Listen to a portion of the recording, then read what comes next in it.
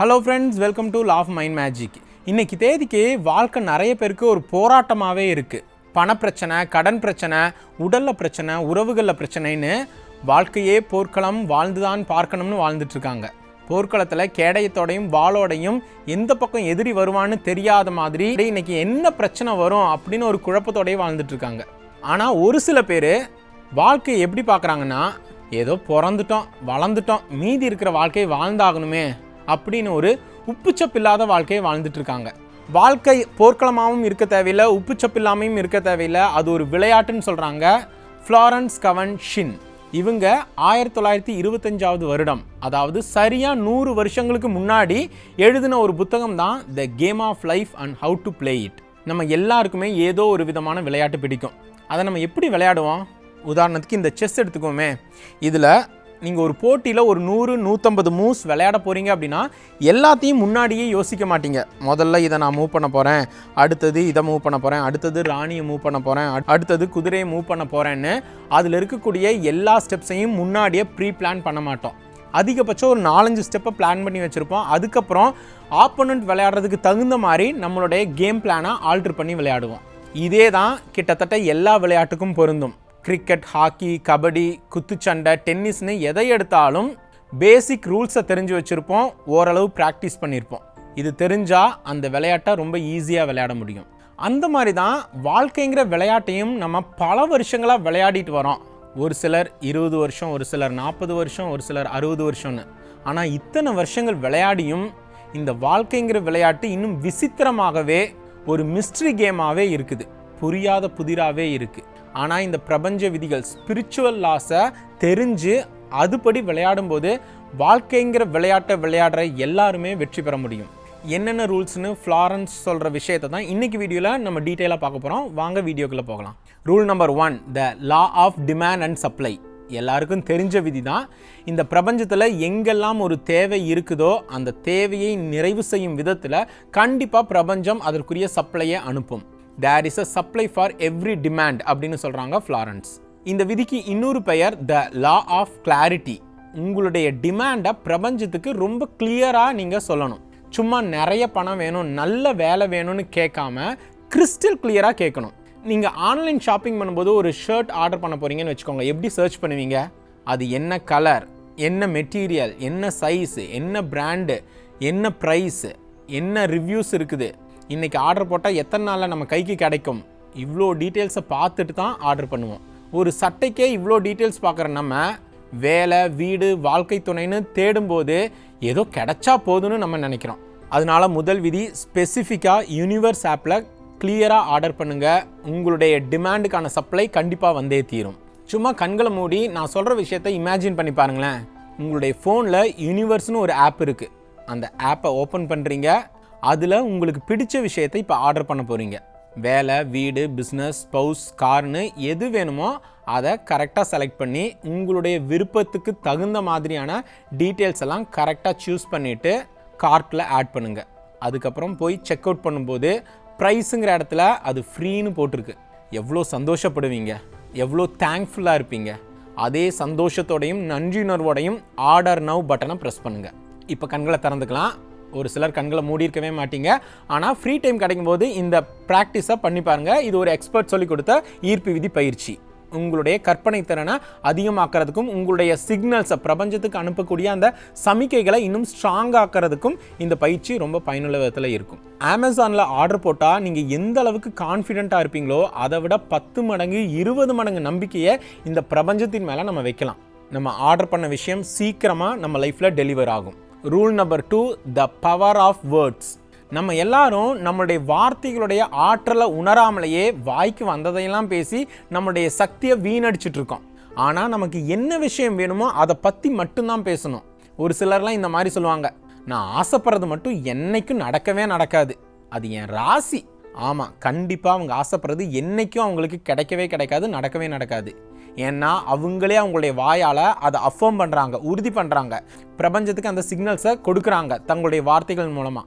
அதனால் நீங்கள் எதை திரும்ப திரும்ப பேசுகிறீங்களோ அது உங்களுடைய லைஃப்பில் உண்மையாகும். ஃப்ளாரன்ஸ் இந்த புத்தகம் முழுவதும் நிறைய பைபிள் கோட்ஸை மென்ஷன் பண்ணுறாங்க. அதில் ஒரே ஒரு வரியை இதில் பார்க்கலாம்.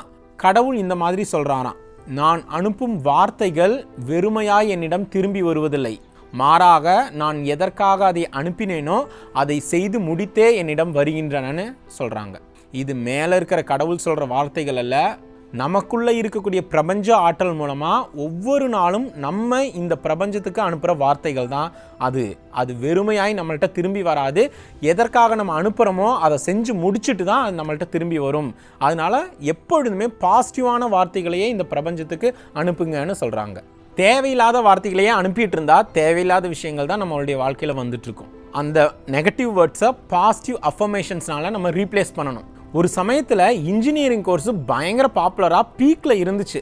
பலாப்பழத்தில் வைக்கிற மாதிரி எல்லா இன்ஜினியரிங் காலேஜஸ்லேயும் கூட்டம் அள்ளும், சீட்டே கிடைக்காது. அதோட விளைவு தான் இன்னைக்கு நிறைய இன்ஜினியர்ஸ் தான் படித்த படிப்புக்கேற்ற வேலையை செய்யாமல் ஏதோ கிடைச்ச வேலையை பார்த்துட்டு இருக்காங்க. ஏன்னா rule number 1, the law of clarity, the law of demand. தனக்கு என்ன பிடிக்கும் என்ன வரும்னே தெரியாமல் எல்லாரும் இன்ஜினியரிங் கோர்ஸ் சேர்றாங்க, அதுதான் ஃப்யூச்சர்னு நினச்சி சேர்ந்தோம். இன்றைக்கி அந்த ஃபீல்டு சேச்சுரேட் ஆகி நிற்கிது. காமெடிக்கு சொல்லுவாங்க, ஆனால் உண்மையும் அதுதான் கூட. தெருவுக்கு 4 இன்ஜினியர்ஸ் இருக்காங்க, ஆனால் ஒரு பிளம்பர் ஒரு எலக்ட்ரீஷியன் தேடினா கிடைக்க மாட்டேங்கிறாங்க அப்படின்னு. அதே மாதிரி தான் இன்றைக்கி வீட்டுக்கு ஒரு யூடியூபர் ஒரு இன்ஃப்ளூயன்சர். ஸ்மார்ட் ஃபோனும் இன்டர்நெட் கனெக்ஷனும் இருந்தால் யார் வேணாலும் யூடியூப் சேனல் ஆரம்பிச்சிடலாம். என்னையும் சேர்த்து தான் சொல்கிறேன். அதனால இன்றைக்கி யூடியூப்பில் நீங்கள் எதை பற்றி வேணாலும் தேடலாம். உதாரணத்துக்கு நீங்கள் அஃபர்மேஷன்ஸ் இன் தமிழ் அல்லது மணி அஃபர்மேஷன்ஸ் இன் தமிழ்னு உங்களுக்கு என்ன விஷயம் வேணுமோ அதை பற்றின சுய பிரகடனங்களை தேடுங்க. ஏகப்பட்ட சேனல்ஸ் ஏகப்பட்ட அஃபர்மேஷன்ஸை போட்டிருக்காங்க. அதில் உங்களுக்கு பிடிச்ச சேனலில் உங்களுக்கு பிடிச்ச அஃபர்மேஷன்ஸை திரும்ப திரும்ப கேட்டு அதை மனப்பாடம் பண்ணி வச்சுக்கோங்க. எப்பெல்லாம் உங்களுடைய வாய் நாக்கு நெகட்டிவான விஷயங்களை பேச துடிக்குதோ அப்பெல்லாம் அந்த பாசிட்டிவ் அஃபர்மேஷன்ஸ்னால ரீப்ரோக்ராம் பண்ணுங்கள். நம்மளுடைய நாவுக்கு நம்ம தான் கற்றுக் கொடுக்கணும் எந்த மாதிரியான வார்த்தைகளை பேசணும்னு. நம்மளுடைய உடலுக்கும் நம்ம தான் சொல்லிக் கொடுக்கணும் எந்த மாதிரியான ஃபீலிங்ஸில் தொடர்ந்து இருக்கணும்னு. எதற்காக உங்களுடைய வார்த்தைகளை அனுப்புகிறீர்களோ அதை முடிக்காமல் வெறுமையாய் அது உங்களிடம் திரும்பி வருவதில்லை. 3வது விதி, த லா ஆஃப் நான் ரெசிஸ்டன்ஸ். வாழ்க்கையில் எதையும் எதிர்க்காதீங்க. நம்ம ஒரு விஷயத்தை ரெசிஸ்ட் பண்ண அது இன்னும் அதிக காயத்தை தான் ஏற்படுத்தும். அதனால ஒரு பிரச்சனை வரும்போது அது தர்ற பாடங்களை மட்டும் எடுத்துக்கிட்டு அதை ப்ளஸ் பண்ணி அனுப்பிடுங்கன்னு சொல்கிறாங்க ஃப்ளாரன்ஸ். அவன் இப்படி பண்ணியிருக்கக்கூடாது, இவன் என்னை பார்த்து இப்படி சொல்லியிருக்கக்கூடாதுன்னு முடிஞ்சு போன விஷயங்களே திரும்ப திரும்ப பேசி அதையே மீண்டும் மீண்டும் உங்களுடைய லைஃப்பில் இன்வைட் பண்ணாதீங்க. பிரச்சனைகள் வெறும் பாடங்கள் மட்டுமே. ஈஸியான லெசன்ஸில் நம்ம பாடங்களை கற்றுக்கலைன்னா போக போக பாடங்கள் இன்னும் கடுமையாக இருக்கும். அதனால் பிரச்சனைகளை வெறும் பிரச்சனைகளாக பார்க்காம பிரபஞ்சம் நமக்கு தர்ற பாடங்களாக பார்க்க சொல்கிறாங்க Florence. Rule number 4, the law of karma. இன்னொரு பெயர் the law of cause and effect. கர்ம விதி அல்லது காரண காரிய விதி. நம்ம எல்லாருக்குமே தெரியும், ஒவ்வொரு வினைக்கும் நிகரானதும் எதிரானதுமான ஒரு எதிர்வினை உண்டுன்னு. நம்ம பேசுகிற ஒவ்வொரு வார்த்தை, ஒவ்வொரு சிந்தனை, ஒவ்வொரு செயலுமே கர்மா தான். அது எல்லாம் காசஸ், காரணங்கள். அதற்கான எஃபெக்ட்ஸ், காரியங்கள் நம்மளுடைய லைஃப்பில் வந்தே தீரும். போன வீடியோவில் சிஸ்டர் ஷிவானியோட புத்தகத்தை பற்றி நம்ம பார்த்தோம். அவங்க சொல்கிற ஒரு விஷயம், நம்ம பண்ணுற எல்லாமே நம்மளுடைய சோலில் ரெஜிஸ்டர் ஆகிட்டு இருக்குதுன்னு. இன்னும் தெளிவாக சொல்லணுன்னா, நம்ம எல்லோரும் கல்யாண வீட்டுக்கெல்லாம் போனால் சாப்பிட போயிருப்போம். நான்லாம் மாப்பிள்ளை அங்கே தாலி கட்டி முடிக்கிறதுக்குள்ளே அடுத்த செகண்டு பந்தியில் இருப்பேன்.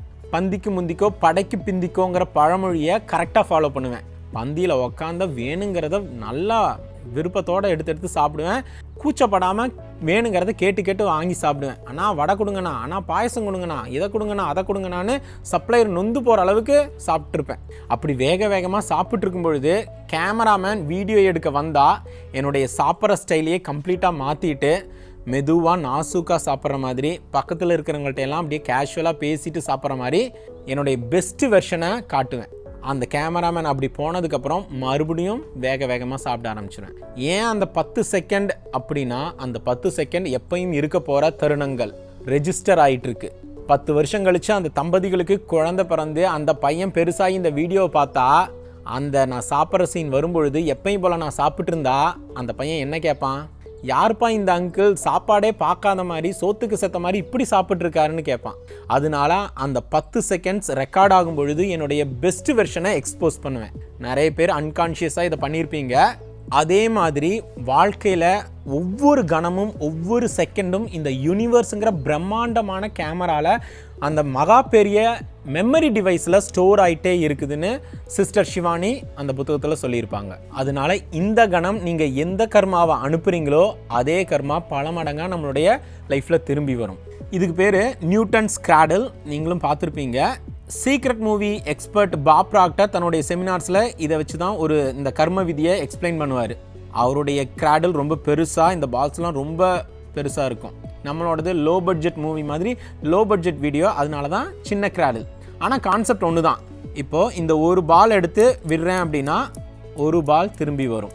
அதே 2 பால் எடுத்து விடும்போது 2 பால் திரும்பி வரும். நீங்கள் எந்த அளவுக்கு பாசிட்டிவான விஷயங்களை தொடர்ந்து இந்த பிரபஞ்சத்துக்கு அனுப்பிட்டு இருக்கிறீங்களோ அதே பாசிட்டிவான விஷயங்கள் உங்கள் லைஃப்பில் திரும்பி வந்துக்கிட்டே இருக்கும். நீங்கள் இந்த பிரபஞ்சத்தில் என்ன கிடைக்கும்னு அந்த ரிசல்ட்டை இதை எதிர்பார்க்காதீங்க. ஃபஸ்ட்டு உங்கள்கிட்ட இருந்து எதை பெஸ்ட்டாக கொடுக்கலான்னு யோசிங்க. கஸ்டமர்ஸ்கிட்ட, ஃபேமிலிக்கிட்ட, ஃப்ரெண்ட்ஸுக்கிட்ட உங்களுக்கே எதை பெஸ்ட்டாக கொடுக்கலாம் அப்படின்னு தொடர்ந்து அந்த கொடுக்குற விஷயத்தில் ஃபோக்கஸ் பண்ணிங்கன்னா நீங்கள் கிடைக்கிற விஷயத்தில் எதிர்பார்க்கவே தேவையில்ல. நம்ம எதை கொடுக்குறோமோ அதுதான் திரும்பி வரும். Rule number 5, the law of forgiveness. உங்களை யாராவது ரொம்ப ஹர்ட் பண்ணியிருந்தா, காயப்படுத்தியிருந்தா, அட போய் தொலைறான்னு மன்னிச்சு விட்டுருங்க. புத்தர் சொல்கிறாரு, கோபம்ங்கிறது நெருப்பு கனல் மாதிரி. அந்த நெருப்பு கங்கை எடுத்து அடுத்தவங்க மேலே போகணுன்னு நம்ம முயற்சி பண்ணோம்னா அந்த கங்கு ஃபஸ்ட்டு நம்மளுடைய கைகளை தான் புண்ணாக்கும், அதுக்கப்புறம் தான் அடுத்தவங்களை காயப்படுத்தும். அதே மாதிரி உங்களுடைய உள்ளத்தில் அவன் இப்படி பண்ணிட்டான், இவனை பழி வாங்கியே தீரணும், சரியான நேரம் மட்டும் அவனுக்கு தகுந்த பதிலடி கொடுக்குறேன் அப்படிங்கிற கோபத்தை, அந்த கிரட்ஜை, அந்த கோப கனலை உள்ள பத்தி எறிய விட்டுட்டு இருந்தீங்கன்னா அது உங்களுடைய உடலையும் மனதையும் தான் ஃபஸ்ட்டு பாதிக்கும், அதுக்கப்புறம் தான் அடுத்தவங்களை அஃபெக்ட் பண்ணும். திருவள்ளுவர் சொல்கிறாரு, உங்களை துன்பப்படுத்தினவங்கள மன்னிக்கிறதோட மட்டும் இல்லாமல் அவங்களுக்கு நல்லது செய்யுங்க. அவங்க வெக்கப்படுற மாதிரி, ஐயோ இவனுக்கு போயா இப்படி ஒரு கெட்டது பண்ணிட்டோம் அப்படின்னு கூனி குறுகிற அளவுக்கு நல்லது செய்யுங்கன்னு சொல்கிறாரு. நம்ம அந்த எக்ஸ்ட்ரீம் போக முடியலைனாலும் பரவாயில்ல, ஜஸ்ட்டு மனதார மன்னிக்க முயற்சி பண்ணுவோம். கஷ்டம்தான், ஆனால் ட்ரை பண்ணணும். இது மற்றவங்களுக்காக நம்ம மன்னிக்கிறது இல்லை, நம்மளுடைய சுயநலத்துக்காக தான் மன்னிக்கிறோம். ஏன்னா இது பிரபஞ்ச விதிகளில் ஒரு விதி, முக்கியமான விதி. எந்த அளவையால் நீங்கள் அளக்கிறீர்களோ அதே அளவையால் உங்களுக்கும் அளக்கப்படும். அடுத்தது, சரியான விஷயங்களுக்காக நீங்கள் பணத்தை செலவு பண்ணும்போது பயப்படாதீங்க. ஐயோ நம்மக்கிட்ட இருக்கிற பணம் போய்கிட்டே இருக்குதே, கரைஞ்சிக்கிட்டே இருக்குன்னு பயப்படாதீங்க.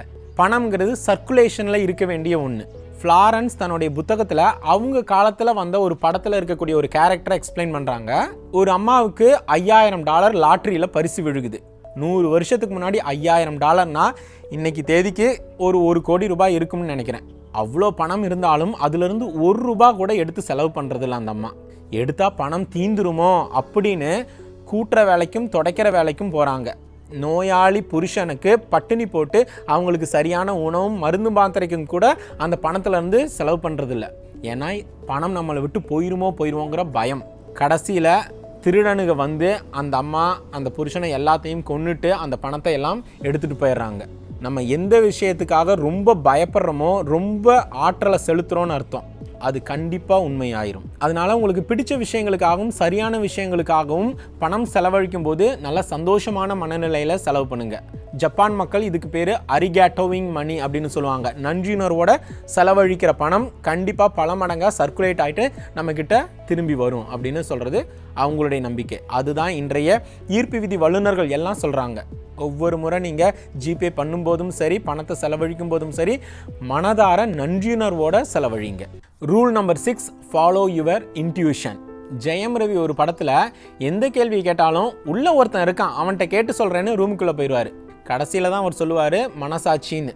ஆமாம், நம்ம எல்லாருக்குள்ளேயும் நம்மளை கைட் பண்ணுறதுக்கு, நம்ம பயப்படும் போது, கவலைப்படும் போது, ஐயோ என்ன பண்ணுறதுனே தெரியலையேன்னு ஒரு குழப்பத்தில் தடுமாறி நிற்கும்போது நம்மளை வழிகாட்ட ஒரு பவர், ஒரு சக்தி நமக்குள்ளே இருந்துக்கிட்டே இருக்குது. அது சொல்கிறத கேளுங்க. அது உங்களுக்கு கனவுல வழிகாட்டலாம், இல்லை திடீர்னு ஒரு விஷனாக வரலாம், அதுக்கு பேர் கிளார்வாயன்ஸ்னு சொல்லுவாங்க. இல்லை திடீர்னு யாருக்கும் கேட்காத ஒரு சத்தம் உங்களுக்கு கேட்கலாம், அதுக்கு பேர் கிளார் ஆடியன்ஸ்னு சொல்லுவாங்க. இல்லைனா ஒரு கட் ஃபீலிங்காக தோணலாம். நம்ம விழிப்புணர்வோடு இருந்து அந்த இன்னர் கைடன்ஸை ஃபாலோ பண்ணால் வாழ்க்கைங்கிற கேமை ரொம்ப சுலபமாக விளையாட முடியும். அந்த இன்னர் கைடன்ஸ் ரொம்ப சாஃப்டாக ஹஸ்கியாக தான் பேசும். அதனால் ரொம்ப அலர்ட்டாக இருக்கணும். அது கேட்க முடியாதபடிக்கு நம்மளை சுற்றி இப்போ ஏகப்பட்ட சத்தங்கள், ஏகப்பட்ட பொழுதுபோக்கு அம்சங்கள், சோஷியல் மீடியா. அந்த இன்னர் கைடன்ஸ் கேட்கணுன்னா தினமும் குறைந்தது 30 நிமிடங்கள் மெடிடேஷன் பண்ணுங்கள். இல்லைனா அந்த யூனிவர்ஸ் உங்கள் உள்ளுணர்வு மூலமாக தர்ற சயின்ஸை மிஸ் பண்ணிடுவீங்க. Rule number 7, the law of feelings. Faith or fear. பயமா அல்லது நம்பிக்கையா? நீங்கள் மேனிஃபெஸ்ட் பண்ணணும் அப்படின்னு ஆசைப்படுற விஷயத்தை நினைக்கும் பொழுது உங்களுக்கு பயம் வருதா இல்லை நம்பிக்கை பிறகுதா? நம்பிக்கைங்கிறது நம்ம ஆசைப்படுற விஷயம் நம்ம கண்ணுக்கே தெரியலனாலும் எந்த ஒரு எவிடன்ஸுமே இல்லாத நிலையிலும் ஏற்படக்கூடிய நம்பிக்கை தான் உண்மையான நம்பிக்கை. பயம்ங்கிறதும் நம்பிக்கை தான், ஆனால் அது நெகட்டிவான விஷயத்தின் மேலே வைக்கக்கூடிய நம்பிக்கை. நெகட்டிவான விஷயங்கள் நடந்துருமோன்னு அது மேலே ஆழமாக நம்பிக்கை வைக்கிறது தான் பயம். நம்ம வீடியோ கேம்ஸ்லாம் விளையாடிருப்போம். அதில் அந்த கேரக்டர் அடிவாங்க பவர் குறைஞ்சிக்கிட்டே வரும். கடைசியில் எல்லா பவரும் போயிடுச்சுன்னா அந்த கேரக்டர் செத்துரும்.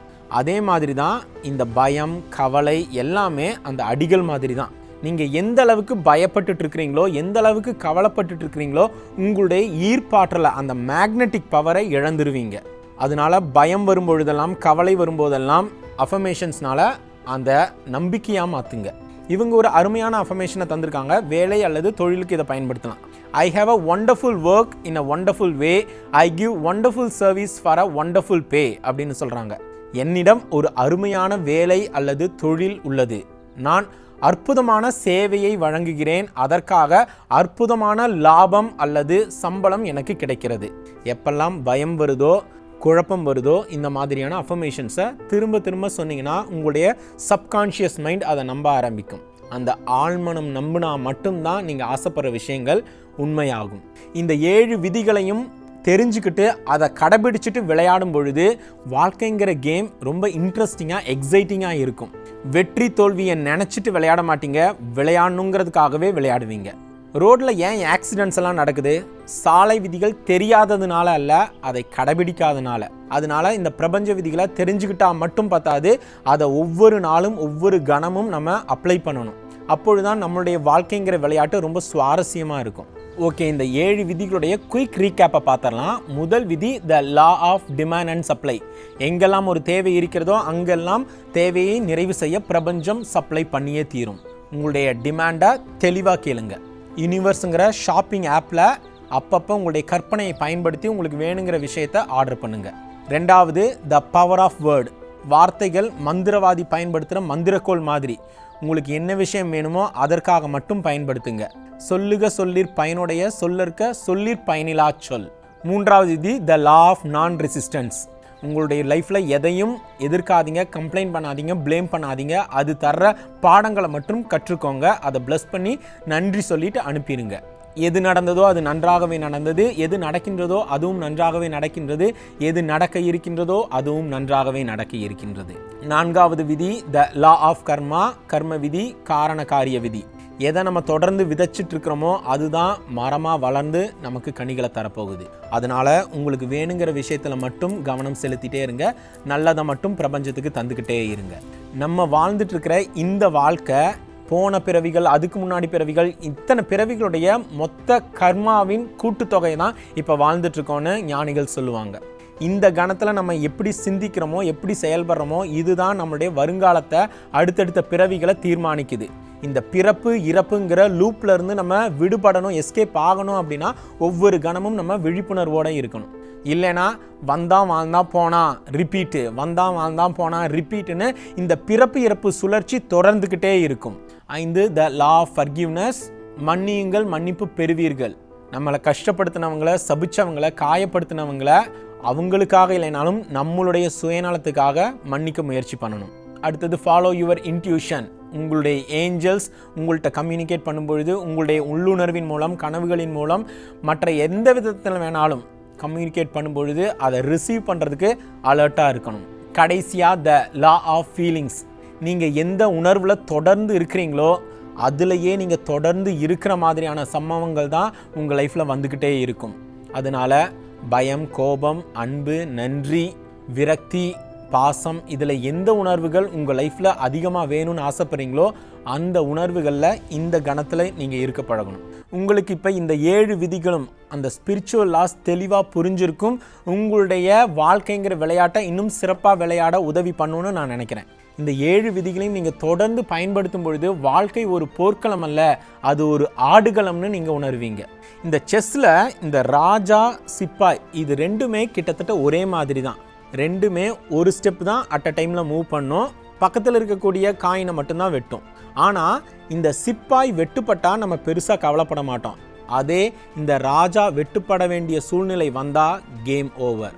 நீங்கள் உங்களை எப்படி பார்க்குறீங்க? ஒரு சாதாரண போர் வீரனாவா அல்லது ஒரு கிங்கா குயினா? உங்களுடைய செல்ஃப் இமேஜ் என்ன? உங்களை பற்றின செல்ஃப் இமேஜ் எப்படி இருக்குன்னு நீங்கள் யோசிச்சு பாருங்கள். நீங்கள் நிறைய கார்ட்ஸ் எல்லாம் விளையாடிப்பீங்க. இந்த கார்ட்ஸ் எல்லாம் விளையாடும் போது நமக்கு கிடைச்ச கார்ட்ஸை வச்சு தான் ப்ளே பண்ணுவோம். எனக்கு சரியான கார்ட்ஸே வரல அப்படின்னு தூக்கி போட்டு கேமை குவிட் பண்ணிட்டு போக மாட்டோம். என்ன இருக்குதோ அதை பெஸ்ட்டாக விளையாடுவோம், நல்ல கார்டு கிடைக்குங்கிற நம்பிக்கையில் விளையாடிட்டு இருப்போம். அதே மாதிரி தான் இந்த கணத்தில் உங்கள்கிட்ட என்னென்ன விஷயங்கள் இருக்கோ அதை வச்சு எப்படி இந்த வாழ்க்கைங்கிற கேமை பெஸ்ட்டாக ப்ளே பண்ணலான்னு யோசிங்க. நீங்கள் ஆசைப்படுற அந்த கார்டு உங்களை தேடி வரும். லூசி அப்படின்னு ஒரு ஆங்கில படம், மனிதனுடைய மூளை 100% வேலை செஞ்சால் எப்படி இருப்பாங்கிறத எக்ஸ்பிளைன் பண்ணுற விதத்தில் ஒரு சயின்ஸ் ஃபிக்ஷன் மூவி. அதில் அந்த ஹீரோயின் கிளைமேக்ஸில் படம் முடியும் பொழுது இந்த வரியோட முடிப்பாங்க, The life is given to us, you know what to do with it. வாழ்க்கை நமக்கு கொடுக்கப்பட்டிருக்கிறது, உங்களுக்கு தெரியும் அதை வைத்து என்ன பண்ண வேண்டும் என்று. You know. The game of life and how to play it புத்தகத்தில் ஃப்ளாரன்ஸ் சொன்ன 7 ஸ்பிரிச்சுவல் லாஸும் உங்களுக்கு பயனுள்ள விதத்தில் இருந்தால் இந்த வீடியோக்கு like or comment or share பண்ணுங்கள். இது போன்ற ஈர்ப்பு விதி பதிவுகளுக்கு லா ஆஃப் மைண்ட் மேஜிக் சேனலை சப்ஸ்கிரைப் பண்ணுங்கள். இன்னொரு அமேசிங் கான்செப்டோடு உங்களை சந்திக்கிறேன். அது வரைக்கும் be healthy, be wealthy, be playful. I am your spiritual friend Praveen. நன்றி நன்றி நன்றி.